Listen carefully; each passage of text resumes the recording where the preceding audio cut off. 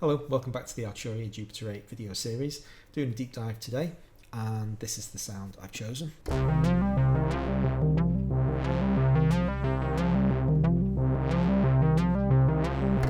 the first thing that we need to be aware of for this sound is that it's in dual mode, which basically means we've got two completely independent synthesizers operating here.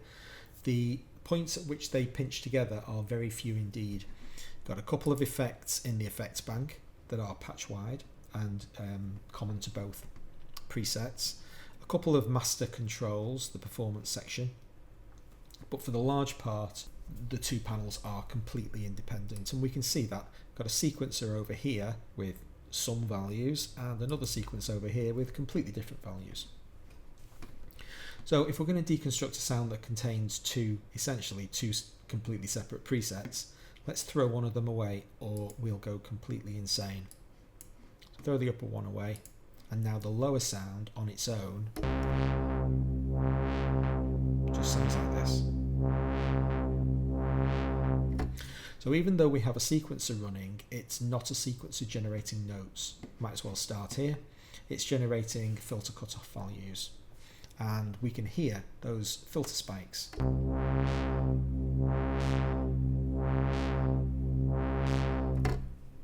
It's not doing anything else, so we can turn that off, and that's that job done. Thanks very much. But we've still got loads of pulsing filter goodness going on there, so let's try to figure out where all that's coming from. Sure enough, the Galaxy is contributing some. So we have an X output VCF cutoff over here, so LFO1, which is hopefully upside down at the moment. Is if you jump to a new preset, don't worry too much about what this graph looks like. It's just not being updated properly. But the graph is actually horizontal by default. And the line, even though you can't see it, is strobing backwards and forwards here pretty quickly. Now when I turn this off, you might not even be able to tell the difference. So that's quite a smooth flow.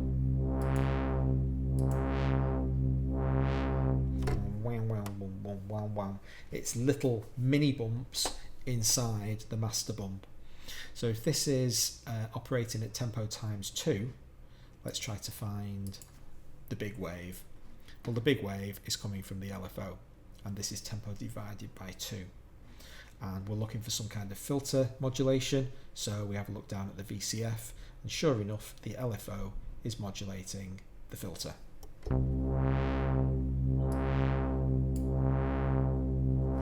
But wait, you say, hang on a minute, it's still there. It's because when you first jump over to this preset, flipping performance control section is on. This indecipherable button down here is actually engaged, and that's what we're hearing. While we're here, we might as well acknowledge that there's a small amount of pitch modulation as well.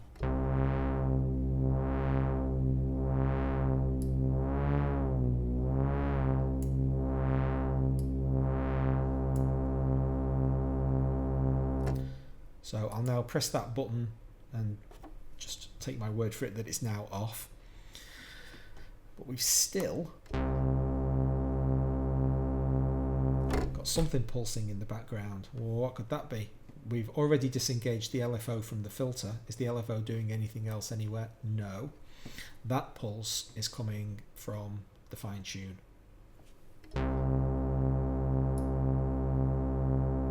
Right click.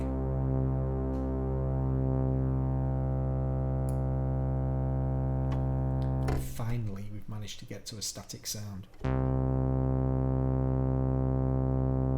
So let's have a look at the static sound while we're here. It's very straightforward. We've got an envelope. Envelope 1 is feeding some modulation into the filter. What we're also getting there, I've just noticed, I've left portamento on. So let's turn that off.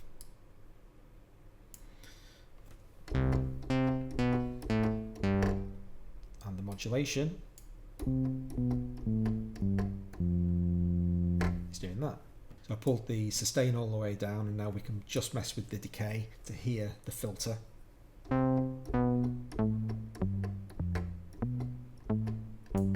Bring the sustain level back up. That's where it's its resting point. Other than that, pretty straightforward stock sound. Now we've had to do an awful lot of butchering to get to a stock sound, but at the end of the day, it's basically just filtered stuff.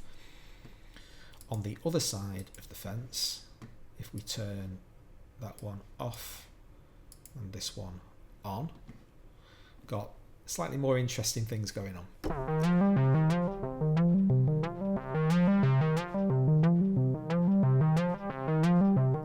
Let's start with the sequencer, because it's having such a dramatic effect on the sound. We're not going to be able to hear anything else while this sequencer's going, so we'll deal with that first. So these are pitched notes. We're no longer applying filter cutoff. This is a pitched note, but bear in mind you've got digital numbers that correspond to quantized pitch note values. Head over to my deep dive on the sequencer for an explanation of how these work. We've also got retrig mode engaged.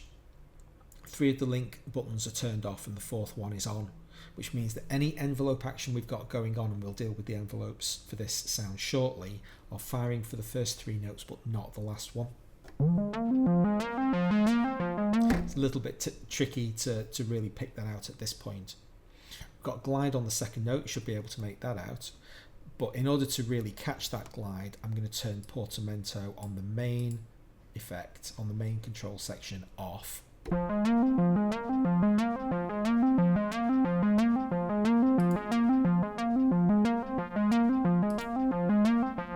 It's subtle, but it's there.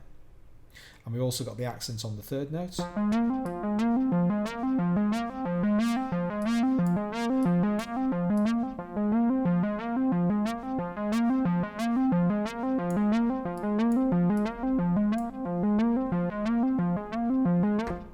With a tiny little bit of swing. You can feel that just swinging very, very slightly.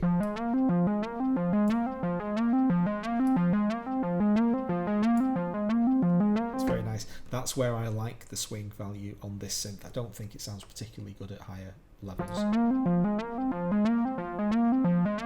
It just starts sounding out. 7% is really nice. Now that we've done all that, let's turn it off.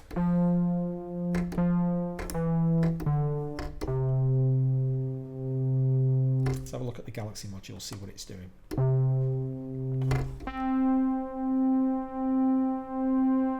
So X is modulating cutoff. We should be able to catch that fairly easily. I'll turn it up so that we can hear the effect more easily.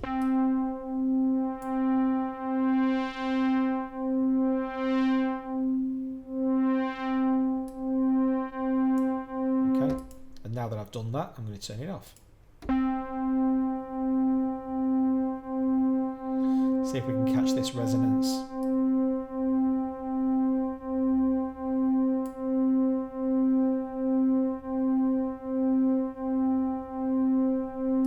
I'll have to push it. There we go. I had to push that quite hard for us to really hear it, so it's a subtle effect, but it is modulating the resonance. Turn that off. And now we've got VCO pulse width modulation, again being applied by the Y. So we've got 2 different modulation effects being applied in the Y axis. That's going to be really tricky to hear. We might have to come back to that one.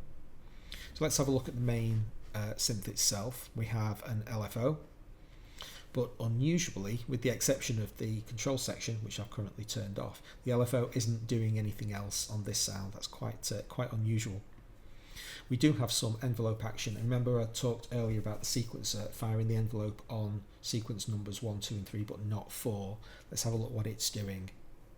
So envelope 1 is having 2 different effects. Firstly, it's applying more pulse width modulation to both VCOs in this case, because this is just VCO2 that's being modulated by the Galaxy.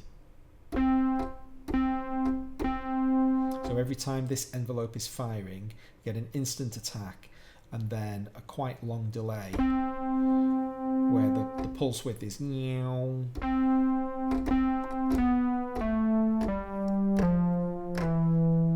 Go to manual, see if we can catch the difference between those two.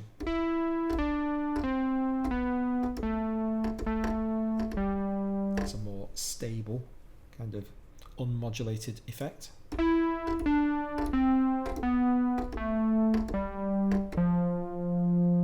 really like that. It's classic kind of analog synth territory, modulating the width of your rectangle or pulse waves. Envelope 1 is also applying modulation to the VCF. Turn that down. You have to bring the cutoff up quite a long way to compensate for throwing all of that modulation away.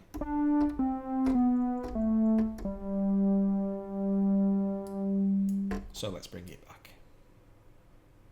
And we've got a maximal key follow, which means the low notes are going to sound really low and the high notes are going to sound really trebly. Eek. Let's try to hone in on this VCO2 pulse width modulation. If I go back to manual mode for a moment.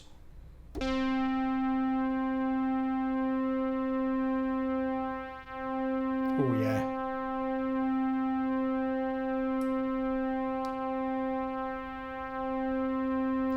But obviously that's not having quite that dramatic effect on the actual sound itself, but very nice.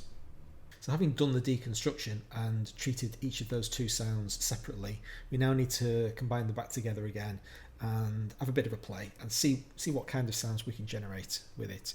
In order to do so, I'm just going to turn this performance control off. I'm not a huge fan of the VCO modulation, and the filter modulation is a little bit much on top of everything else. But other than that, this is the stock sound. Let's start twiddling some controls and see what we can come up with.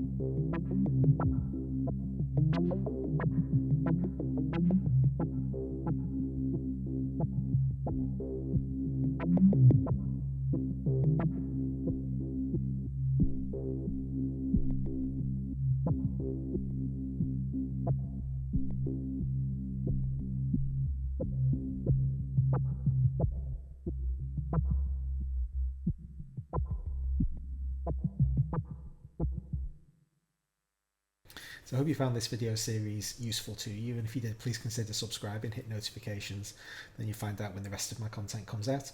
I hope to see you then. Thanks very much for watching.